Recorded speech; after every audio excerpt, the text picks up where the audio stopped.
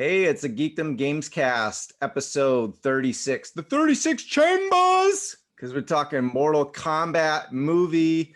Got some special guests. But before that, I just want to tell you, we are now geeks that have game. Geekshavegame.com. Still GHG, just fresh and new for 2021. So here we are with Michelle. You're back.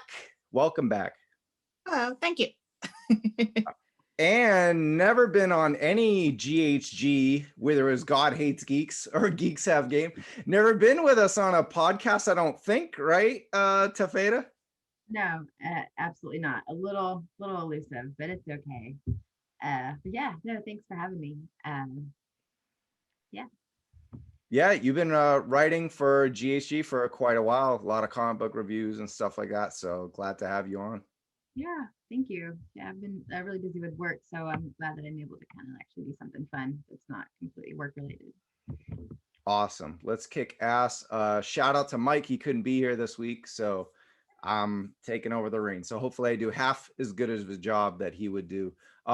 Before we get into the movie, I want to know your history with Mortal Kombat, whether it's games or even the media, like the web series and classic movie. All right, I'll start off with you, Michelle. Just tell me what's your history with MK. I grew up playing it, so I'm, I played in arcades when it came out. It was always like in your local Pizza Hut, type of a situation. Like everybody, back in the day, you would have to look up the codes and write them on a piece of paper and then take them to the arcade so you could do the fatalities, that kind of thing. Then, then I got them on the home systems, and unfortunately, well, not unfortunately, because Super Nintendo is awesome, but I had the Super Nintendo, so I had to have the sweat version. And then I was so jealous of the Genesis people that had the blood version, even though the color palette was crappy and their sound was tinny and whatever. But and then and I saw the movie when it came out. I think it came out 1995, so I was 14. Yeah. And it blew my mind. I was it was amazing to me, and I actually kind of think about now kids watching this new one probably feel similar, it's just it was just cool to see one of my favorite things brought to life on a screen. And actually I rewatched the original 1995 version since then as an adult, and I actually think it's not horrible for as far as video game adaptations go. I felt like they actually cared about making it good as they thought they could make it, and it has actual real sets, and Goro looks awesome. He's totally aged so well, the animatronics and stuff. But I've played the games all the way up till now, so I didn't see the web series though. I saw Annihilation,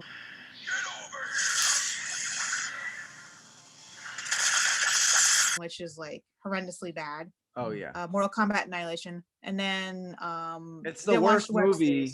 It might be the worst movie of all time. I mean, it's worse than Leprechaun 4 and shit. It is bad. I went back and saw it last year. I think it was the worst movie ever. It's it has to be worse than The Room and all those intentionally bad movies. It is the worst thing I've ever seen.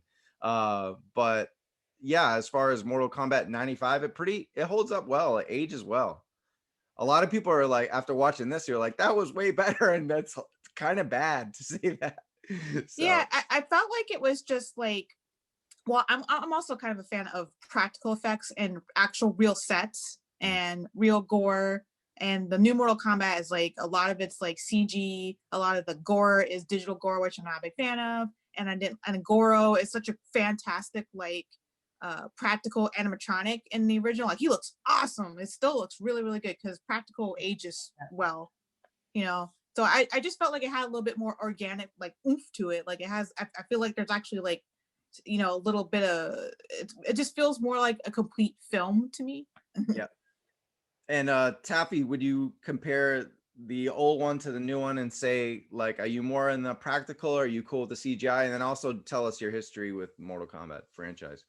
I grew up playing it on my little Game Boy that I had. I was kind of a bad child, believe it or not. And I was grounded for about 7 months for some stuff. And so pretty much all I had was my little Game Boy, Tetris, and Mortal Kombat. And those little cartridges saved me. What a mix. Pretty much the only thing I played for a while. So I became very dependent on the very first one, and it's very dear to me. As far as the movie goes, I remember seeing the first one in '95 in the theaters. I just turned 15, and I was actually with some older crowd and had probably had some substances that like amplified my enjoyment of that movie at that time for a young person. And Almost required. it was like, hey, we're gonna have some wine and we're gonna go, la la. So, I loved it. Kind of like what Michelle said that, with Goro was probably one of like the highlights when he came out there, and he looked so good and he looked so, domineering as he like faced like everybody, and the whole time you're like, holy crap, he's gonna go out there, he's gonna do everything, and he's gonna tear him up. But then there's that one move where you're just kind of waiting for it to where like Johnny like does the flips and gets him in the nuts, and you're like, yes, that was my favorite moves. And so I liked that aspect of it. I felt like it was over the top and cheesy when it first came out in '95, and when this one, it feels like it tries to ground itself a little too much and take itself a little too seriously, which I can kind of get with the more toned down costumes, like with Molina. Like I felt like there could have been a lot much more there, but I also kind of like that aspect of her actually having those scars that like kind of heal over every time she opens her mouth. Like it's kind of like Wolverine, it's very painful, and you can kind of heal. So I like that. Can I cut you off for a second? Because you brought up two great points. One thing I noticed, and like you talked about Johnny Cage, the ball sack punch. It's like this movie, it grounds itself so much for a while that we're just kind of watching it, and then everything at once, like 9 fatalities in a row, where that movie, you get the one signature move every whatever half hour, and it's like a big reaction. Like, if you were in the theater, everyone would cheer. Here, it's like, I don't think we're cheering. We're kind of like, oh, great, great, great. It's like, and then it's nothing. It's because it's Cole's story for a while, and then it's a bunch of cool stuff all in a row, CGI stuff. So maybe the pacing was off, maybe according to kind of like what you're describing. Yeah, and I think with Cole, it, and this may be kind of jumping the gun a little, but I felt like with his story, it was almost like he was kind of like the, who's it, what's it, what's going on, rather than actually like telling a story. Like they kind of put Cole in there, so he could ask all the questions and they could be answered really quickly, and we could kind of move on. And I get they're trying to, make this a franchise, and maybe 4 movies to where it's supposed to build up, and eventually the last one be this big tournament. But overall, like I literally just kind of put it on and was like doing some stuff and was like, oh, it's that, cool, cool. And then I was like, yeah, it's okay. Like I enjoyed it while watching it. But I didn't really go into it thinking it was going to blow my mind by any means. And as far as, again, the comparison to the original, I still like that '95 one. That's just something I just remember, and it may just be the nostalgia of it all. But even when I watch it now, I'm like, I still like it. There's different things about the new one. A couple of the fatalities blew me away, and I was like, yeah, making those like, oh my God. Right. While not a great movie, it just felt like nothing else at the time. And then that shift that to Michelle, because you write a lot of movie reviews, or you've been a lot of straight up, not even geek stuff, but like straight up movie, like a kind of a film buff, right? So yeah, how I have a few. Right. So what's your perspective on Mortal Kombat, like straight up as a film? Because of course we're gonna geek out. It's Geeks Have Game. We're gonna talk about all the video game stuff. But what about just as far as like, the story, script, acting, like this director, Simon McQuarrie, you look at his IMDb and it's empty. It's like, okay, how did he get this job? Like, I want your film buff perspective on this thing. I think I know the answer though, but go ahead. Yeah, well, I mean, the thing is, like, when I watch these kind of movies, I write reviews about a lot of kinds of movies. I'm not just like, oh, Criterion Art House or bust. I'm not like that kind of person at all. But I can't really turn off the critic thing when I'm watching movies, even if it's something I like, which I love Mortal Kombat. So I'm watching the film, and the first like 10 minutes are fantastic. Like, it feels like it's from a completely different film.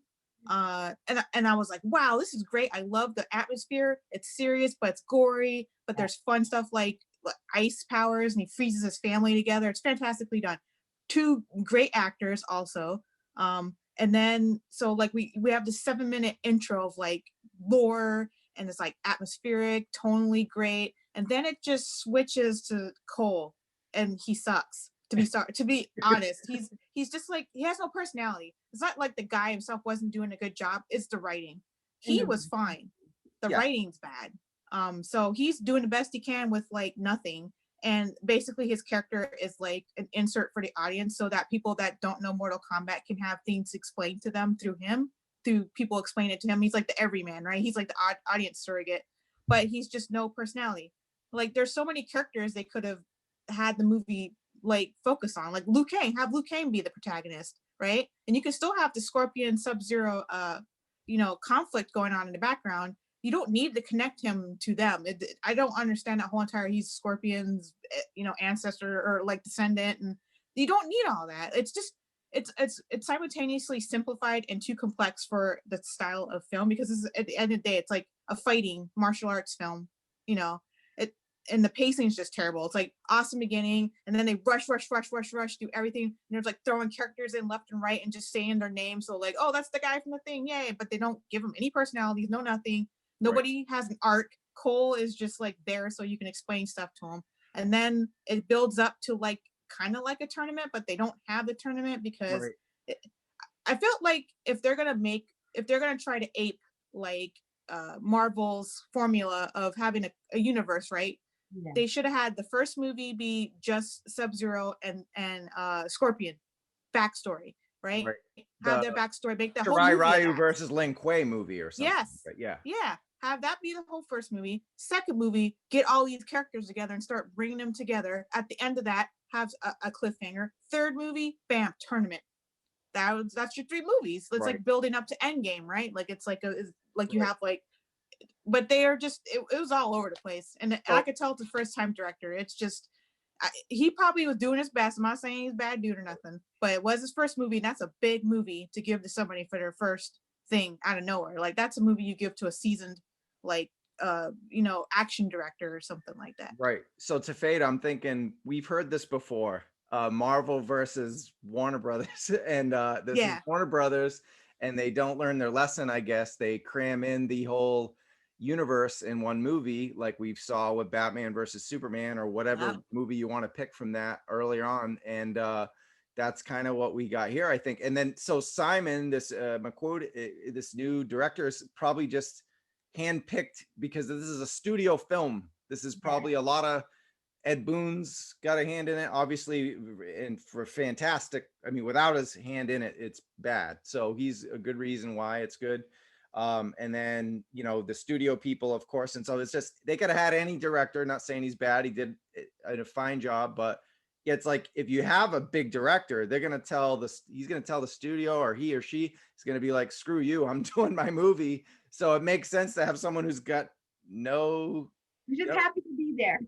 Right. So what's your take on this? Like they didn't learn the lesson from DC, and they could have easily, it's a big universe, a lot of, was it 11 games plus, there's a lot to work with, and they crammed it as much as they could in 2 hours. So kind of to piggyback on what Michelle said, I know that they do want to have it kind of like build up, and I think eventually I think the last movie will be like the big tournament, if that's what they're going for, because they did kind of address it a couple of times throughout how the outer world didn't want to give them a chance to have the tournament. So I guess that was just kind of their way of just kind of glossing over it. And that may have been something that Warner Brothers would also kind of do in general, because rather than it be just like 2 good movies, they want to capitalize on like stretching it out as long as they can. And I think they've found right now, just kind of in a way where a lot of us are just like, give us movies, please give us movies that, they're like, we can just put this out and see what sticks. And I think that's kind of their downfall when it comes to a lot of the way they produce their movies. It's just like, we'll just throw it out there and see what sticks, see what they like. And then, then they'll get our feedback, and then they'll take that, and then they'll go back and try to retool it and then throw it out there again. So it's just kind of like they're fishing in a way. And I think it works for them sometimes. For say the first Wonder Woman, but then if you look at the follow-up after that, there's no consistency with DC, unfortunately, and I think that's just something that as fans at this point I just kind of expect, especially with a streaming service, you could just pump stuff out because you're not going to get those box office numbers right now anyway. So it's almost like every movie is a success as long as there's tons of subscribers. You don't really have a downfall. You don't have really much to lose because what we're dealing with here. Yeah. And Mortal Kombat's doing well. I mean, comparatively to other films that have come out during the pandemic, you know, that was the first movie I saw in a theater since last year. Because I got vaccinated finally and I felt safe enough to go. And I, you know, I enjoyed the theater experience very much. It was fantastic. I was like tearing up a little bit. I was so happy to be back in the theater.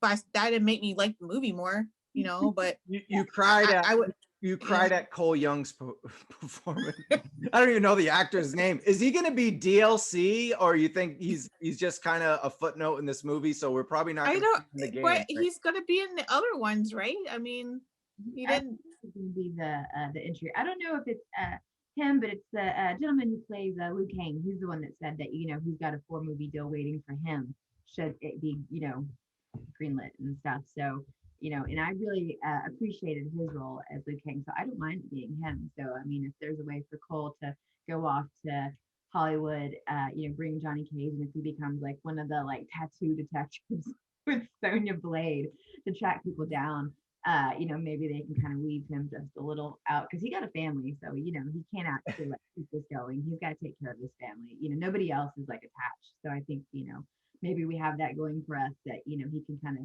okay, here's the next crop, you know, oh no, I'm really hurt. And so they need to send him back to his home planet like Poochie, man. Nobody liked him. I have to go now. And just like his family grabbing him. Who's gonna be Johnny Cage? Let's. This was like the last question in the notes, but you brought him up, so we'll jump ahead and we'll come back. But who's it gonna be? The Miz from WWE? I mean, who do you want to see as Johnny? Because we know he's in the next one, if there is a next one. Oh, personally, what's his face? And I know he's probably way too old for it, but I just have really, you know, become more fond of him. William Zabka from the Karate Kid movies. Like, is he too old to play Johnny Cage at this point? I feel like he's just got that spark still, and I just loved him in Cobra Kai, and I need more William Zabka in my life, because he's actually a really nice guy. So I would love that, like a washed up Johnny Cage, like he's you know, like towards the end of his career, kind of like a Robert De Niro, like just doing any movie you can at this point because you've already done 20 classics. That'd be cool to see. Like Citizen thing could be almost like you know, when you're an older actor and you're just going to do a Q&A of a movie you did 20 years ago. That could be a cool like little hook. Citizen Cage was like a movie you did, you know, in 1980 something. Is that just too far thinking? But when you said that, I was like, oh yeah, I remember thinking. I was like, what's William Zabka up to these days? I mean, this is on par with Netflix, so come on. Yeah, no, that works for me. What do you guys think of Kano? There's a lot of polarization here, whether you love or hate his comic relief. Michelle, I'll pick you. I thought he was stupid. I'm not gonna lie. Me he too.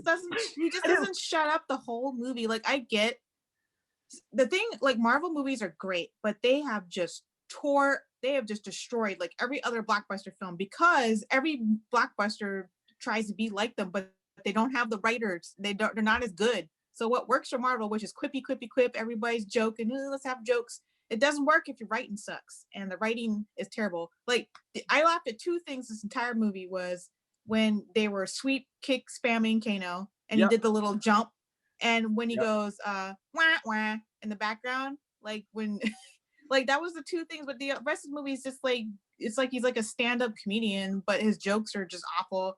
And like the film, like I kind of said this in my review, the film seems like it's almost embarrassed of its own lore. Like anytime it was trying to like be serious about anything, there's always somebody like undercutting it immediately with a joke constantly. Like, just like we all know Mortal Kombat's kind of silly. Like, we know we don't need the characters making fun of it. Like, we already know it's goofy, right?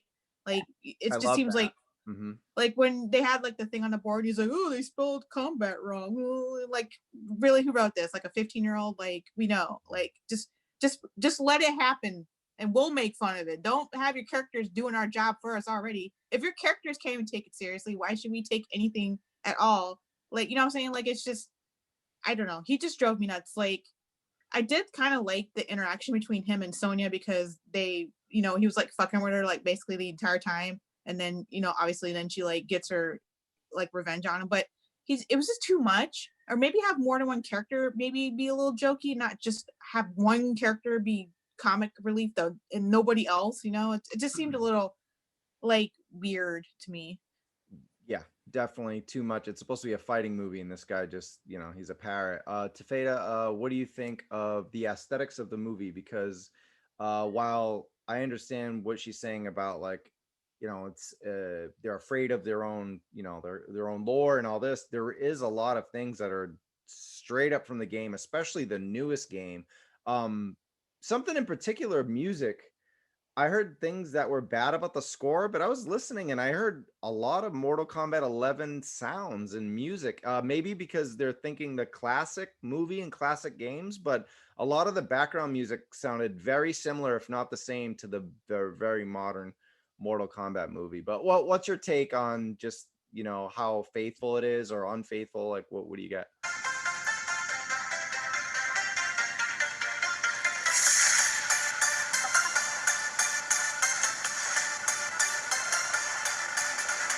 I think you're right as far as like, the theme goes. What is it, like techno syndrome? I think that's what the texture might is. Like I felt like, I heard like variants of that, throughout the movie because somebody was upset on one of my reviews. Well, I didn't hear that. And I was like, it was there. I mean, it may not have been like, the very first game, but that game's evolved so much and it's had different interpretation and it has like it's different kind of like ambiance. And I like the soundtrack. I didn't get that same like, again, pulse pounding like woohoo at the very end when they give it to you 95, but also I'm like 40 years old now. I'm not, it's not ever gonna match. But I thought the scenery was really good. I really liked when they went to like little Raiden's domain. I did like how it looked. I liked how it felt.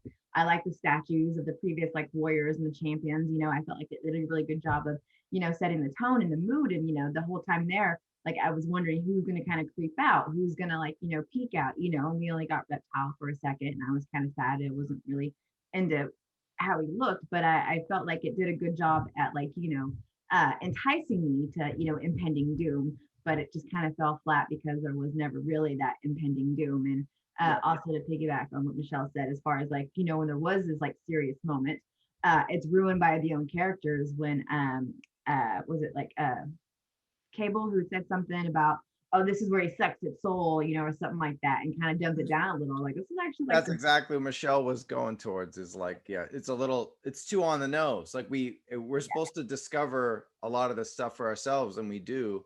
And it's like when I watched it a second time last night, I didn't get anything extra other than some stuff in the background that we can talk about in a bit. But it's like, other than that, because they're so on the nose and they're commentating on what's happening in the movie, it kind of like I lose it. I can't really learn.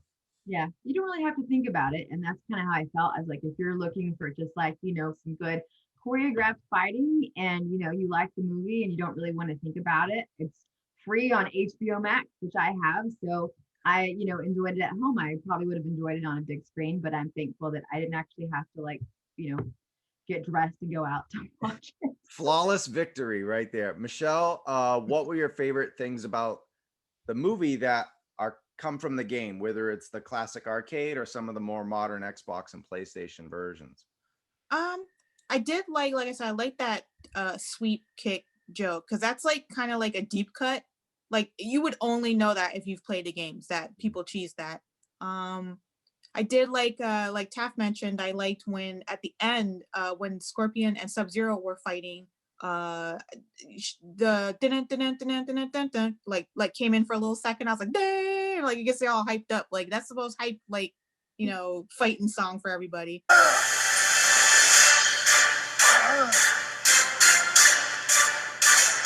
Get over here. I also liked Sub-Zero's move where he stabbed somebody and then like flash froze the blood in the air and then stabbed him with a blood knife. Like is that in a game? I don't remember seeing that in a game. Yeah, it is. Yeah. I liked what else? I liked their costumes for the most part. I thought they did a really good job on those. And Taff mentioned Molina's redesign. At first I was kind of disappointed, like she was like, because like she has such like her whole mouth like that. Like it's like all the teeth, it's like really scary looking. Yeah.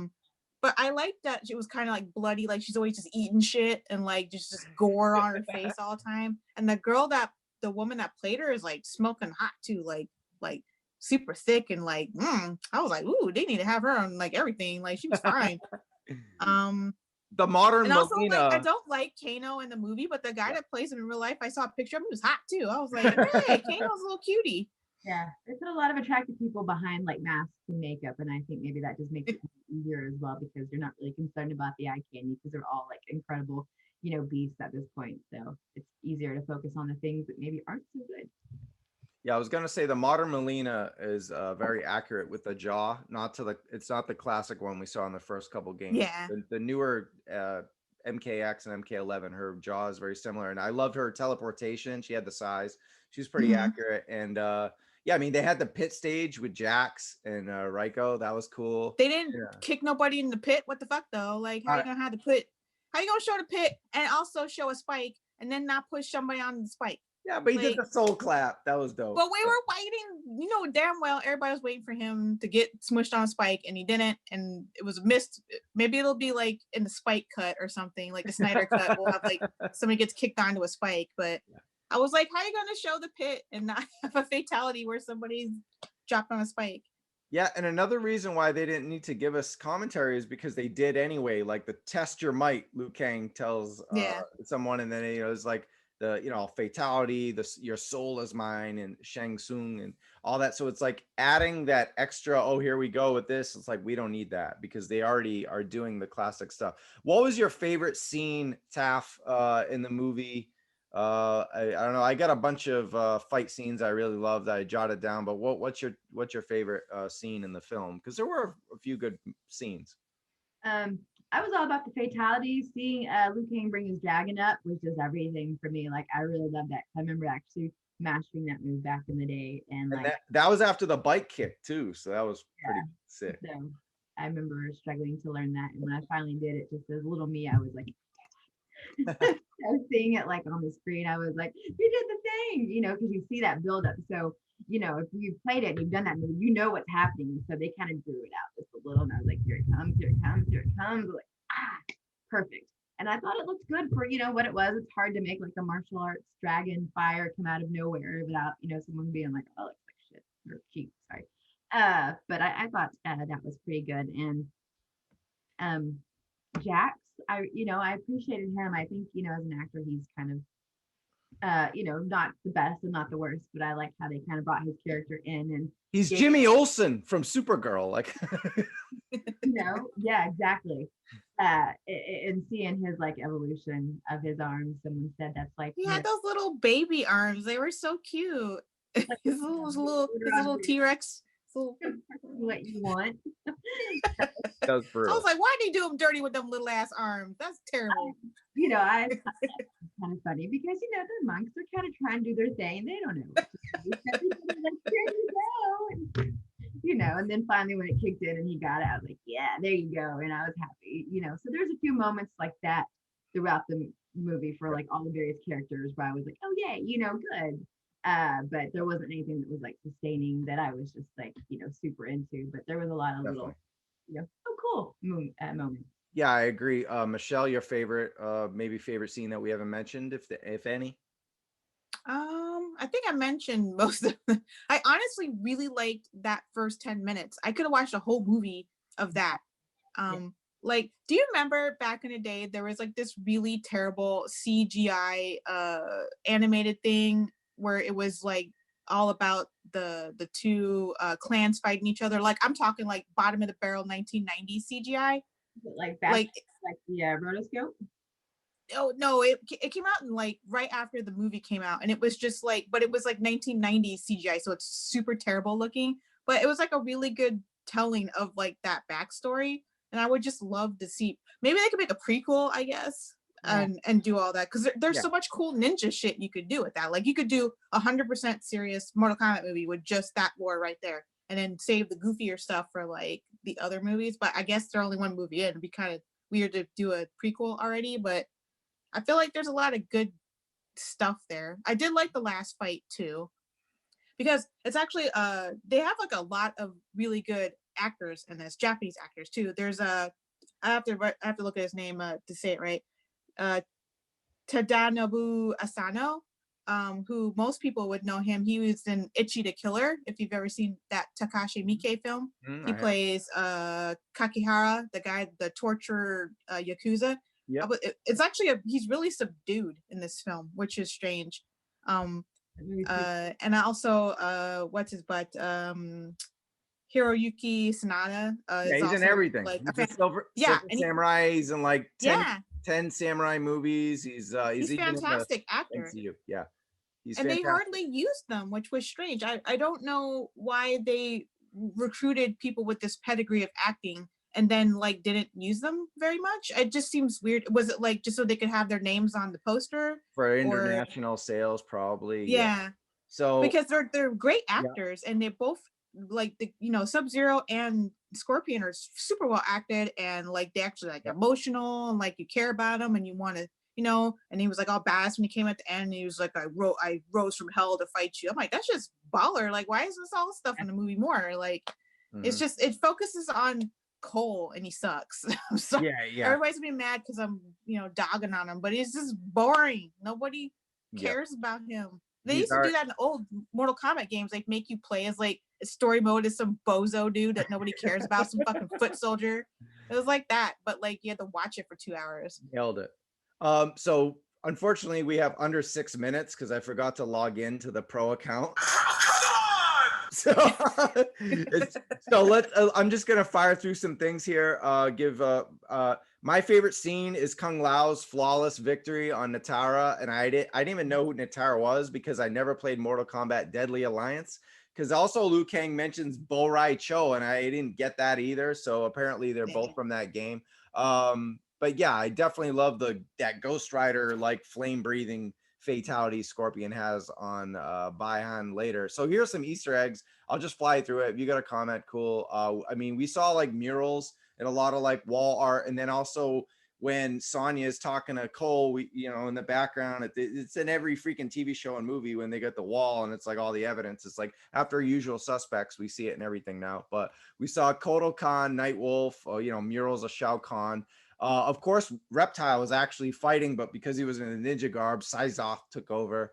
And then, of course, in the background, if you really pay attention, Katana's fan. Of course, Kano tries to steal and may have stolen Shinnok's amulet. So if he comes back, we know why in future movies. And then, that mention for Ed Boon and John Tobias, that Eddie Tobias was a great MMA fighter kind of thing. But look, we got under 5 minutes. I just want your final thoughts. And then also, what do you want to see? Give your whiskey score. No more Bibles here. Try to go as fast as you can. And then what do you want to see next from Mortal Kombat, whether it's the movie or game? So I'll start with Taff. I'm gonna go with just maybe like a 3 out of 5 whiskeys. It's not the worst I've seen. It's not the best I've seen. I enjoyed it, and I think that's pretty much where my tolerance these days hits. From the next series, I would like to see it progress a little bit better, and maybe if it's going to be better writing and better funding, so they can actually tell their story that they're wanting to tell rather than using, like a surrogate to go through there. But I think they can actually do a lot with it if they really put some funds into it and really kind of take a step back and listen to the feedback they've received from the first one. Cool. Michelle? I give it a 2 out of 5 because I just didn't like it. But I would like to see a different director. Give it to somebody that actually, like, give it to the guy that did the Night Comes for Us. Like, give it to that guy. Like, get some of the raid like fight choreographers in there. Let's get some real fights going, and maybe dial back on the digital gore, do a little bit more practical work. Build it, maybe to have a tournament. That'd be cool to see. Yeah, I'm sure they'll listen probably to the complaints and maybe change some things in the next one. Exactly. All right. So I could go halfway through, but the game is the movie is so close to I play a lot of Mortal Kombat 11. There's a lot from that game in the movie. As a movie, it's like a 1 or so. It's horrible. But as far as like adapting it, they did a wonderful job with, there's so many highlights. I mean, we could talk for another 20 minutes about things they took from the games and the legacy. And I thought they did a wonderful job. The studio did, or whoever did, listening to Ed Boon and taking stuff, ripping it almost identical from the game. And it was really cool to mark out to that stuff. So yeah, I'll give it a 3 as well. It's not, I watched it twice and I kind of was bored, but then when I see the things that are from the game, I like super mark out on it. But next year is the 30th anniversary. They just had a game, just had a movie. Do they not do anything? We got 2 minutes. What do you guys think? Like 30th anniversary, we just saw a movie, just saw a game. I mean, what are they gonna do? Probably a game release of like maybe a couple of them together. Yeah, like the old ones. Okay. Oh, okay, like a collection. That makes Yeah. so much sense. Like a remastered collection on like Switch or whatever. Nailed it. All right, I guess that's it. We talked Mortal Kombat. We could have went on way longer, but we did it. We did it pretty shortly. So geeks have game. These two ladies have game. Thank you, Michelle, Taffetta. Thanks for joining us. I know you guys are busy and we crushed it with a K. So we did it. All right, Mortal Kombat movie review. This is GHG. I'm Travis Moody. Take care. Test your might. Bye. Flawless victory.